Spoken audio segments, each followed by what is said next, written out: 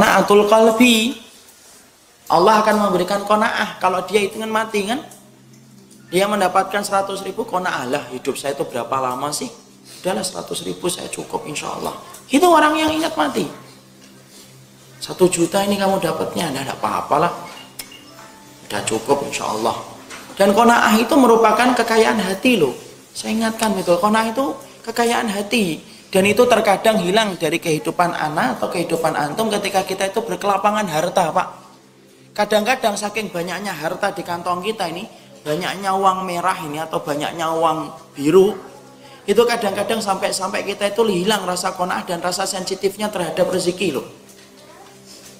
Kadang-kadang saking banyaknya uang yang sudah kita miliki dan rekening yang sudah kita miliki yang terlalu banyak, sampai kita dapat 100.000 itu tidak lagi berasa nikmat lagi. Kenapa? Karena merasa bahwasanya itu sedikit. Tapi lihat banyak orang-orang yang sedang diuji oleh Allah. Orang-orang yang sedang diuji oleh Allah, lihat. Kadang-kadang dapat 10.000, Masya Allah, syukurnya itu luar biasa. Saya dulu pernah cerita enggak? Saya pernah kemudian di Jogja itu ngasih. Bukan saya bermaksud apa-apa, ini hanya untuk ngambil ibrah dan semoga Allah menjaga hati kita semuanya. Saya ngasih uang 10.000 kepada orang. Karena apa? Saya lihat orangnya kelihatannya baik, solihah. Orang tua, ibu-ibu, nenek-nenek. Ketika ngasih 10.000 itu berulang-ulang dia ngomong, ini bener Pak 10.000, iya Bu, kebanyakan. Mau saya kembaliin enggak sisanya? Enggak usah, itu aja. Kemudian dicium, kan dia belum paham ya, dicium dia senang banget. Padahal cuma 10.000 loh. Padahal kadang-kadang kita mendapatkan bukan 10.000, 20.000 itu sudah enggak penting lah 20.000. Padahal banyak orang yang mereka itu diberikan oleh Allah keterbatasan harta, tapi ternyata uang 10.000, 20.000 itu justru berharga banget dan dia bisa menikmati itu. Adapun orang yang sedang dilapangkan hartanya banyak banget, akhirnya itu hilang kenikmatannya ketika dia tidak memiliki sensitif kepada harta yang dia dapatkan. Makanya Masya Allah, kalau ada orang yang kekurangan tapi dia itu orang yang beriman betul, Masya Allah, sampai mampu menikmati setiap harta yang dia dapatkan dari Allah. Lihat aja Pak, di Suriah, di Turki itu, di Suriah makan zaitun tak aja sudah terasa nikmat Pak. Kenapa tidak ada makanan yang lain coba? Padahal kalau kita ngeliat orang umrah itu, Masya Allah, saya sedih kalau lihat umrah itu. Orang umrah itu makan dikicik-kicik, buang. Kenapa? Merasa gratis kan? Merasa sudah bayar. Maka lihat kan kalau nanti ada yang umrah, petugas-petugas catering itu kalau mau beli apa itu plastik-plastik sampah, bukan plastik sampah yang segini, yang gede, dan itu penuh dengan nasi itu. Kalau di waktu siang itu, Masya Allah sedih kadang-kadang itu karena merasa gratis ngambil bakwan 4, 5, yang dimakan cuma 1 gigitan, dibiarin. Hilang rasa qanaahnya itu hilang. Kenapa? Karena sesungguhnya dia termasuk kemudian perkara yang tidak kemudian dia tidak memiliki makna ketika mendapatkan itu. Orang yang ingat mati akhirnya apa? Tercipta rasa qanaah. Karena dia tahu bahwasanya dunia itu tempat meninggal, bukan tempat untuk tinggal. Dan ingat, jangan sampai kita tertipu dengan dunia.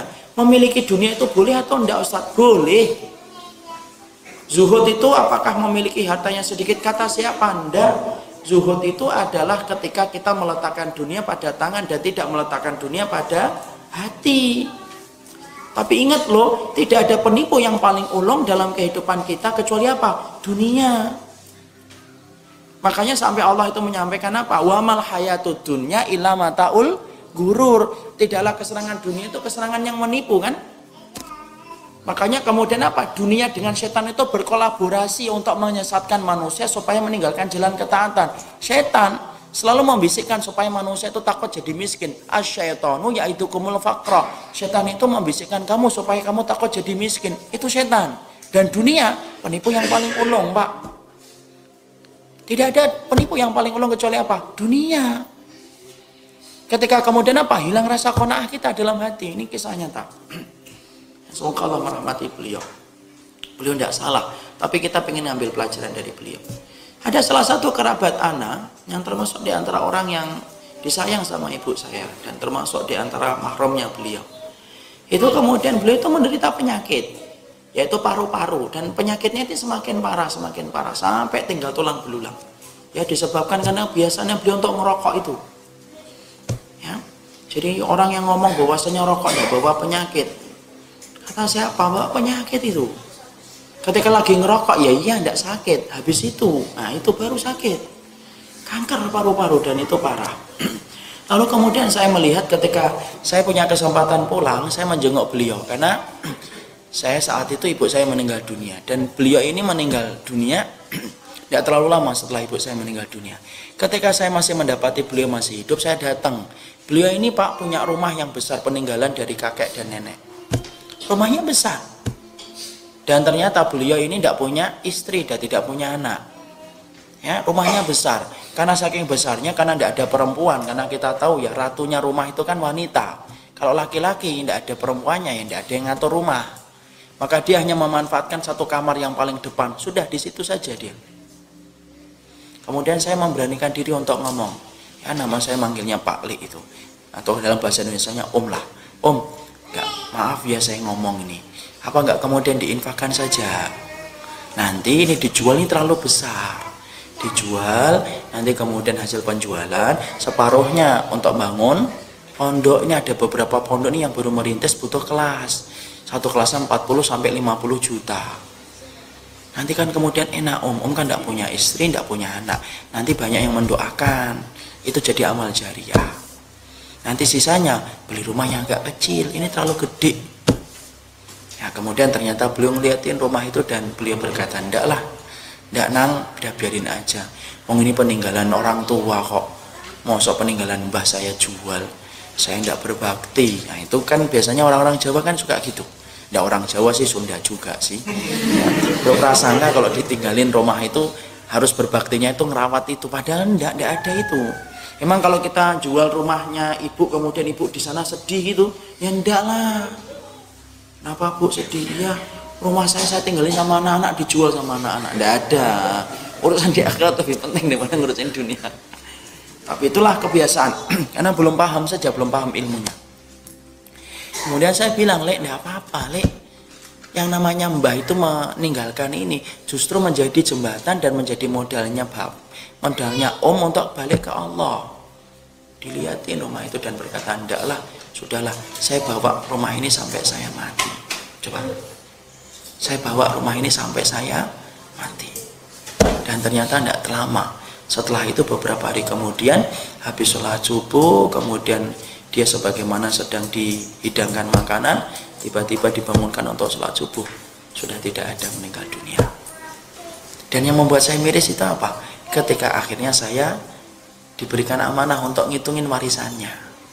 Hitungin saya warisannya. Kemudian dia punya kakak, dia punya adik kan, jatuhnya kan semua ke kakak-kakaknya, adik-adiknya. Kenapa? Dia tidak punya istri, tidak punya anak, Pak. Kalau bapak ini punya harta, punya anak laki-laki, punya anak perempuan, maka hartanya bapak terjaga. Tapi kalau bapak tidak punya anak, maka itu akan kemudian nyentuh ke kakak kita, adik kita juga dapat. Ya, dia ternyata tidak punya anak, dan ternyata kemudian dia tidak punya anak dan kemudian tidak punya istri karena belum pernah nikah. Kemudian saya hitungin akhirnya Pak, kakaknya ada yang dapat, adiknya juga ada yang dapat.